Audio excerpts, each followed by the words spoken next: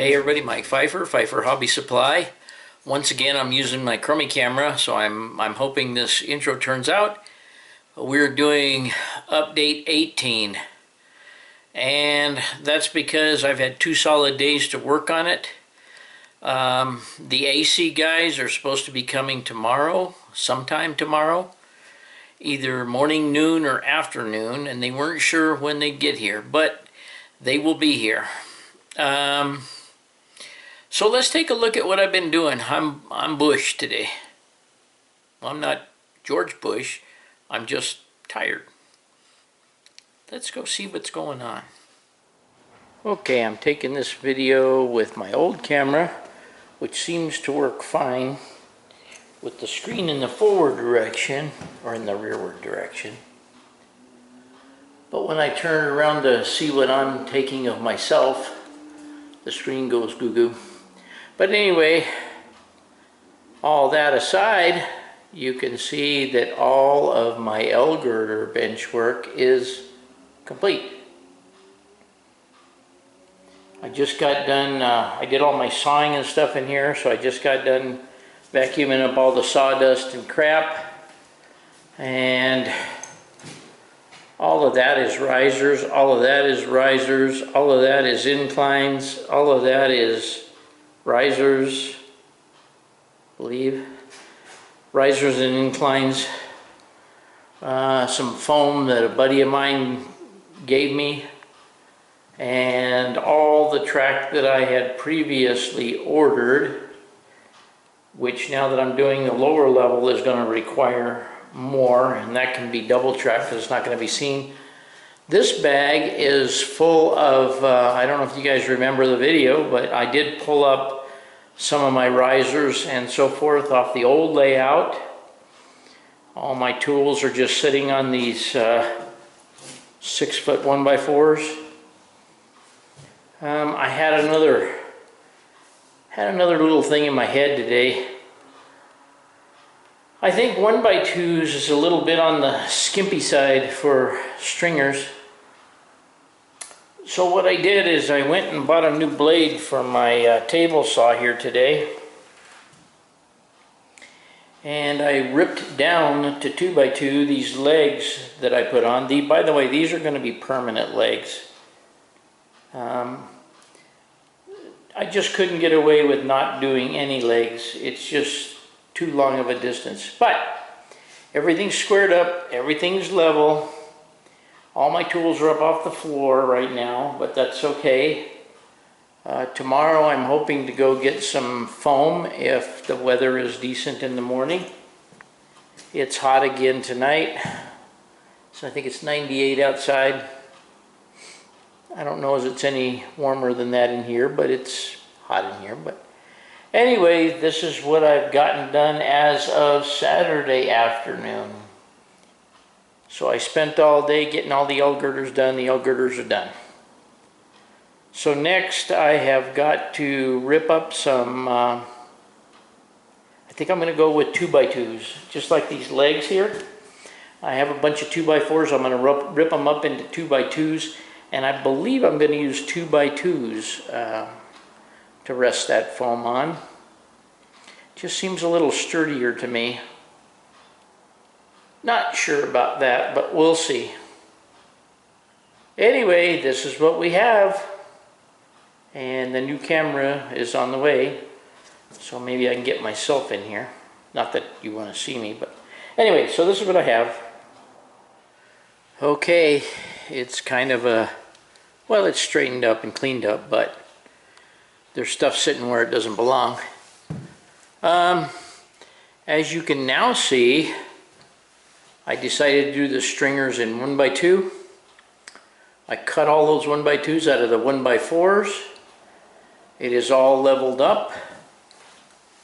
My chop saw is sitting up here because the AC guys are coming tomorrow. Got the floor all cleaned up. It was about 1 inch deep in sawdust in here today. Ripping all those up.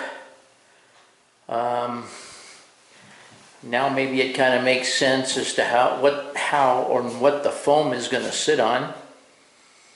And then any of these can be extended out for my fascia. I have all of them put in, and over here in this corner, I actually have all of them made here, all the stringers made here, and all the holes drilled and everything, but I did not put those in because they need to get to that area up there to put the mini split. And they said it would be okay to have the L girder here, so I'm assuming they'll be able to work around it or put their ladder inside of it or whatever. It's hotter than blazes in here this afternoon. I don't know what it was outside, but anyway, you can see all of the stringers. And actually this piece of foam right here would be the lower level. And I think you can kind of understand how that works now. Although it will not be full sheets, it will be cut out simply because I will have to be able to reach up in there to the track. So the track will have to be laid out on there, and then it will have to be cut out approximately where the track is, with some bump outs to put the other 2-inch foam on, to set the top 2-inch foam on. I think I told you I bought 8 sheets. I don't know if I'll need 8 sheets, but 8 sheets is what Home Depot had today, and that's approximately what I thought I might need. I bought it all simply because I didn't know when they were going to get more. If I don't need any of it, I will take it back, especially at $65 a sheet. You're looking at approximately, with tax and everything, almost $575 of foam there. Insane, right? Anyway, you can see the stringer layouts here.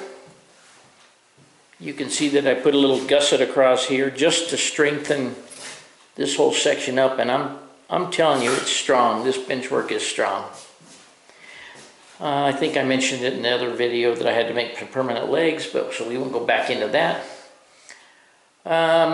Anyway, you get the idea. All the stringers are there. The foam goes on top of the lower level of foam goes on top of that, and then the upper level over that.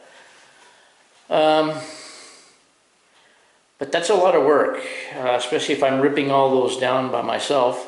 Or anyway, but I had a lot of 1x left, and that's a good thing because I may need that for fascia support pieces. But I don't know what I recorded last, but anyway, here's all my risers, there's all my track. Well, at least some of the track. I had to put this little thing in there and jam it into the foam to keep all those pieces of foam from falling over. Anyway, I just wanted to show you where we're at here. Quite a bit of progress in just a couple of days. So the whole layout, with the exception of that back there, once those guys get done, we'll be ready for laying out the first layer of track. So anyway, gang, just a short video to let you know where I'm at. Okay, everybody, just wanted to also tell you that Robin and I always take the dogs to a place here called Calichi's. It's a frozen custard place. We go there every week, take the dogs. They get a poochie cone, each one of them, and everything. It's a kind of a routine for us. We did that this afternoon, and I got there, and I'm standing getting ready to get in line, and a gentleman comes up to me and says, "Hey, I know you. You don't know me, but I know you from YouTube." And I said, "Oh, really?" "Yeah, I'm probably going to jack this up, but I think his name was Wayne. I'm not sure. But anyway, they're from Austin, Texas. He was here visiting family, and he's an N-scaler. And he watches all the videos, and if I screwed up your name, I'm sorry. But anyway, it was a pleasure to meet him. Nice guy. And it was just, I mean, how weird is that? You know, I just go to an ice cream parlor here, and some guy recognizes me from YouTube. Geez, I feel like Ed Sullivan or something. No, he's a dead guy. I feel like, who do I feel like? I don't know. Somebody. But anyway, I just wanted to tell you that. Also wanted to say one more thing, which I just now forgot as well. A gentleman by the name of Gary Gruber emailed me, and I don't know if he's getting out of N scale or he just had too much Cato Unitrack or whatever, or maybe he's redoing a layout. I don't remember what he said. But anyway, he sent me a whole box of unused track that he wasn't going to use, and a couple of real nice handmade bridges. And I'm going to try and work them into the layout out there somewhere. But anyway, I wanted to thank Gary for sending the track as well. Okay, everybody, hope you enjoyed that video 18. Just a small update to show you they got a lot of work accomplished. And as usual, thanks for watching.